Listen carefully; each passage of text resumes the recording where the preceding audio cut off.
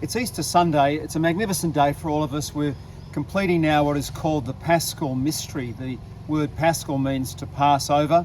And so just as the Jewish people passed over in that great Exodus event, so Jesus now interprets his own death in the same terms. He's passed over from our life through death to the resurrection, to a new way of living, in which all of us hope to follow. Hope is the key word. We're in the Jubilee year of hope, and hope is a magnificent thing. Let's remind ourselves of what hope is.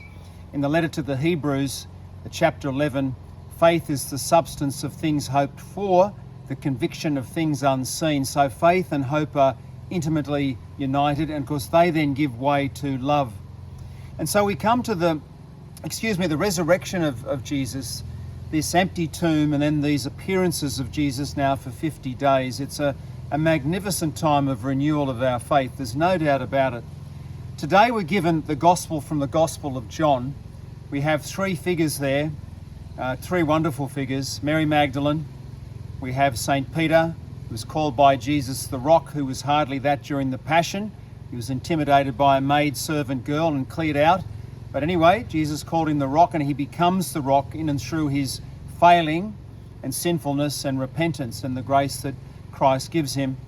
And the third great figure is the figure of the young Apostle John, who from all reports was just about 15 years of age when he was called by Jesus. And so he writes his gospel then from a particular perspective. Commentators say that in the ancient world, when a tomb was a very beautiful tomb, the raiders would raid the tomb, unravel the body, throw the body into a corner of the tomb and take the cloths with them and sell them on the black market. So when John goes in and sees things in a different way, in this case he doesn't see a body, but he sees the cloths. That sort of is an indication that something different here has happened, and that is a very important point. So as you relive the scene, as you enter the scene, you might like to think about that, about the sheer absence of the body, but the cloths are there, which was the reverse of what happened in the ancient world if there was a theft. Now, a very fine commentator, Aidan Nichols, and this is just to finish now on this Easter Sunday, very fine commentator by the name of Aidan Nichols makes the point that there are three figures here going to the empty tomb of Christ: Mary Magdalene, Peter and John. And Mary Magdalene is rather physical and tangible in her love for Christ, but that's not quite the love that's required for the sensitivity to know what's gone on with the resurrection of Christ. Likewise, he says that St. Peter goes with his great enthusiasm, and that's a very good way of describing Peter, and perhaps some of us as well. Enthusiasm, it's a good thing. There's a book written on enthusiasm by Ronald Knox, that's worth a read. But Peter goes with his enthusiasm, and Nichols says, well, that's not quite the type of love either.